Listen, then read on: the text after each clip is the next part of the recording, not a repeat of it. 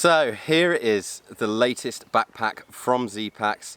Today I'm going to give you an exclusive first look at the Co-Conspirator 32 litre day pack from Zpacks. This video is definitely not sponsored or paid for. Let's go.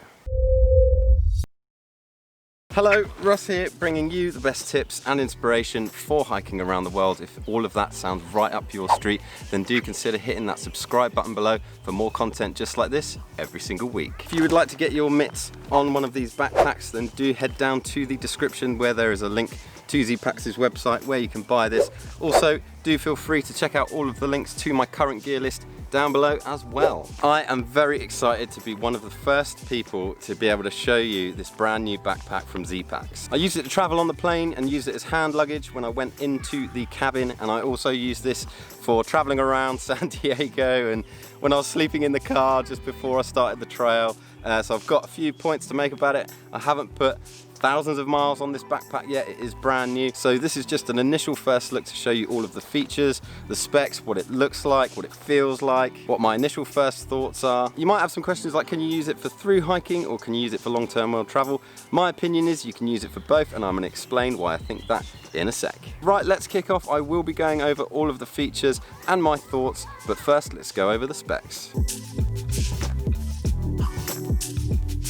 It retails on Zpacks' website for $300, that's 238 British pounds. Let's talk about the materials. The main body is 3.1 ounces per square yard, that is 105.1 grams per square meter Dyneema composite fabric. The front stretchy pocket and side pockets are 5 ounces per square yard, which is 169.52 grams per square meter Lycra mesh. The shoulder straps are 5.3 ounces per square yard, which is 179.7 grams per square meter 3D spacer mesh. The shock cord on the front mesh pocket is 2/32 inches, that is 2.38 millimeters, and there is standard webbing on the straps and adjustments which they use on most of their other backpacks. The weight on their website is 330 grams, which is 11.64 ounces, but on my scales it came to 333 grams, which is 11.74 ounces. The total volume of this backpack is 32 litres, but that consists of a 23 litre main body, 2 side pockets which are 1 litre, 2 front zippy pockets at 1.5 litres each, and a front stretchy pocket which is 4 litres. The load capacity is recommended to up to 20 pounds, which is 9 kilos. The main body is highly water resistant Dyneema composite fabric with taped seams. It has an envelope roll top enclosure with Velcro to close and seal, and a side release buckle clip on each side to fasten. The Velcro may start to degrade after a while, a little bit like on my Hyperlight mountain gear 2400, but I really do love this envelope style way of shutting this backpack. It looks really neat and tidy when it's fully enclosed. The roll top closure straps clip to the side of the backpack, which goes all the way down the side, and that basically enables you to compress all of the contents, similar to my ULA circuit and my HMG 2400. The internal main compartment is massive and it's dead simple. It's just a massive kind of dry bag with some clips on it. It's very simple, very similar to the Nero backpack. It includes a really cool feature, which is an integrated laptop sleeve on the back with a YKK zipper to stop all the water getting into it. The foam padding inside the laptop sleeve is exactly the same 1/8 inch foam padding that they use on the shoulder straps. The bottom of this backpack is also padded with the exact same material. A really unique feature of this backpack is the dual compartment zipper pockets on the front, which also have YKK waterproof zips. These are really good for stuffing things like electronics, maybe your chargers for your phone and your laptop. Also on the front is this kind of half-sized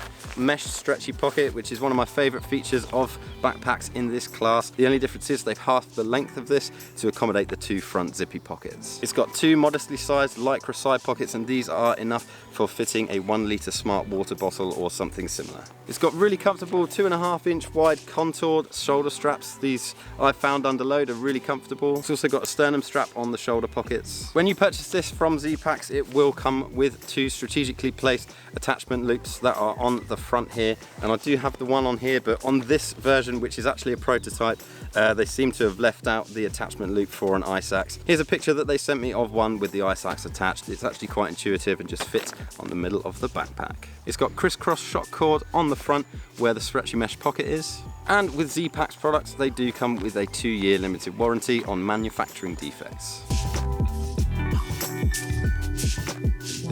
The Zpacks Co-Conspirator is for ultralight long-term travelers and ultralight day hikers. If you're taking this only as carry-on luggage and that's all you're bringing, this backpack is perfect. I just wish I had this backpack way back when I was traveling around Southeast Asia. I was using my Hyperlight Mountain Gear 2400 and it was great, but it came with a hip belt. It was pretty large, it was a little bit heavier. If the hip belt was removable on that HMG, it would have been great. It's still a fantastic backpack because I used it for hiking up Everest Base Camp. But if you're traveling around the world and planning on doing some trekking with this backpack will be absolutely fine. It just won't be as amply sized as, say, if you're doing like a massive long trek up in the Himalayas, where you're going to be wanting to have some more warmer layers and bring a little bit of extra supplies. But if you've got your gear dialed in and you know exactly what you're going to bring and it's all going to be ultralight gear, you could definitely take this backpack on a thru hike as well as long-term world travel. If you're traveling around the world, most of the gear in here isn't just going to be for backpacking, it's going to be about a lot of other things, and you will be carrying a laptop. So at least you get the best of both worlds. There is absolutely nothing stopping you from using this backpack on a thru hike so long as your gear is completely dialed in. A lot of ultralight backpackers will be fine without a hip belt, they will be fine without a lot of the features that these larger backpacks come with. You don't have to use this exterior laptop sleeve just for laptops. You could probably put your sleeping pad in there, you could put anything you want in there that fits, that's quite flat. So again, versatility comes with that laptop sleeve. As I said before, this mesh pocket is still large enough for keeping insulated jackets and waterproof shells in. You can put snacks in there, it's very stretchy. I've only put my Patagonia micro puff in here just for the purposes of this video, but you could still fit way more inside.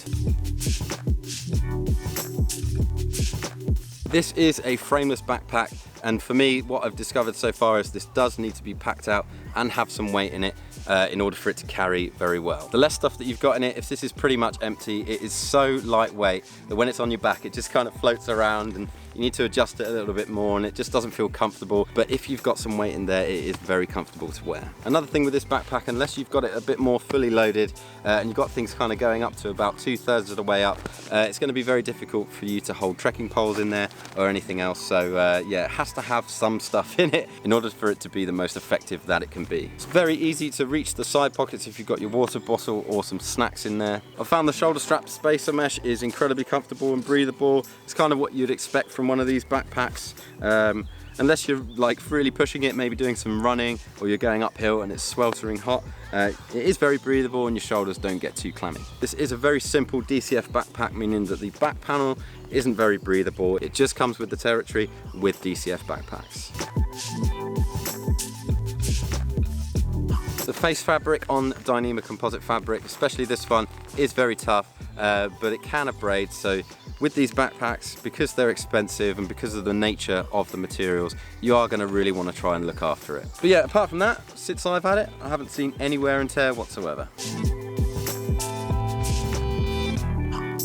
DCF is highly water resistant and this backpack comes seam taped as standard. The hydrostatic head of this material is over 20,000 millimeters, which is basically one of the highest waterproof ratings that you can get for a backpack of this class. The thing is, the test of time with this backpack will definitely tell you how water resistant this thing is. After a few thousand miles, the seam tape is going to start to degrade, the stitching will start to wear down a little bit, and over time this backpack won't be as waterproof as the day you got it. So eventually you're probably going to want to use a pack liner or a rubble sack or something like that, just to make sure you keep all the water out. With that in mind, with the laptop sleeve, after many thousands of miles and many years of using it, you might want to start using an OP sack to put your laptop in first before you put it in the laptop sleeve, just for that extra added bit of peace of mind. Okay, let's put the pack on the table. I'm just going to load it out with a few bits on the outside and show you what it looks like when it's fully loaded.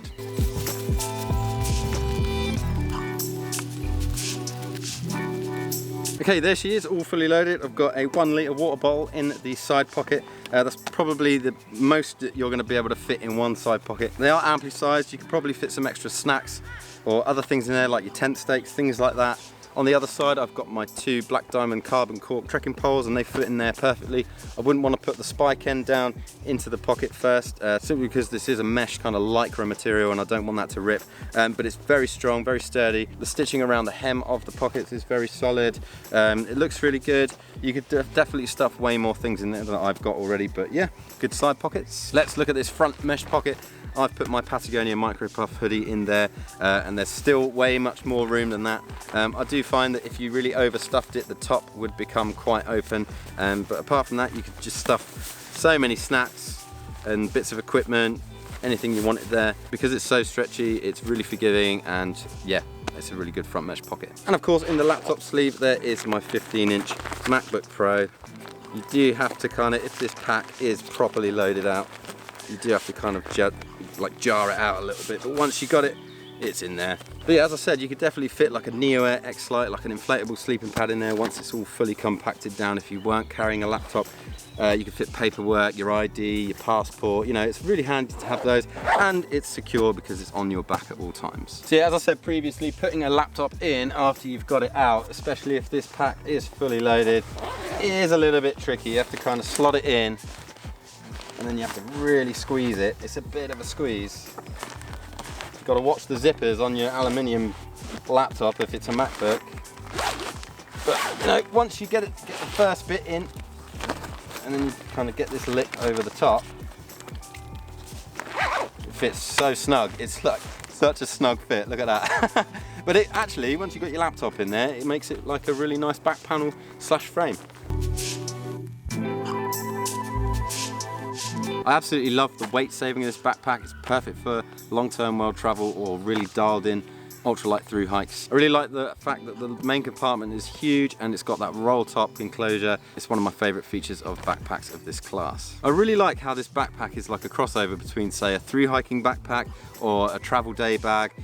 As I said, it's perfect for long-term world travel if you're traveling light. It's for those who really like hiking, but they also like traveling around the world, and they're going to do a bit of both all the time. And it's for those who are definitely into this style of backpack, and it's what they're used to. The features are really familiar in a lot of ways for both through hikers and travelers. The smaller mesh pocket together with the two zippy pockets on the front make this a much more versatile backpack. And the laptop sleeve at the back, as I said before, is really secure for keeping all of your important bits on your back at all times.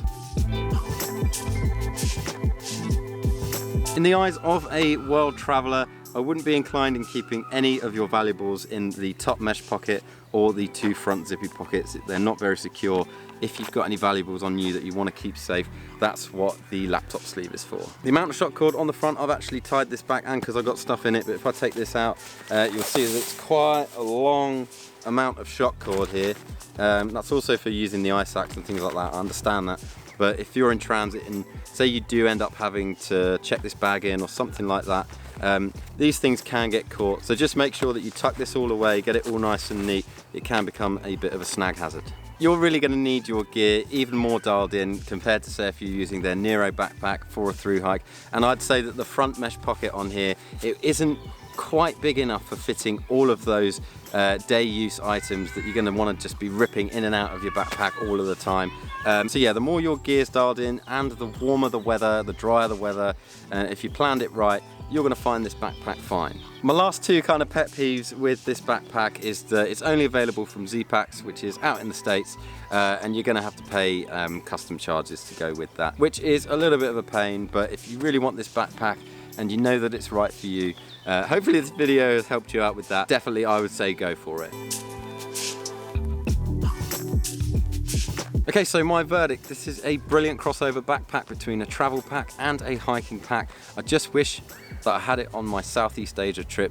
It would have been perfect, but my HMG served really well, especially when I was going up in the Himalayas. It's more versatile than the Zpacks Nero, but it's not as simple. It's very capable as a travel pack, and I will be using this a lot more, and even on the West Highland Way, which is about 90 miles. So after I've used this backpack for a little bit longer, I will come back with a more detailed review on this pack, especially about the wear, the tear, and how it carried. Okay, campfire question. What day pack are you using for long-term world travel and through hiking? Let the trail hunter community know in the comments section below. We would absolutely love to hear from you. Special thanks to Zpacks for sending in the Co-Conspirator. It's a fantastic day pack. I've really enjoyed wearing it, and I've really enjoyed showing it to the world on my YouTube channel. Don't forget, there is a link in the description below to where you can buy this backpack on Zpacks. It is available for pre-order today, so go check that out. Also, don't forget to check my gear links below. I've got gear links to my website on all of the pieces of gear that are in my kit list, so do feel free to go and have a browse. Thanks again for watching this video, and I'll see you in the next one.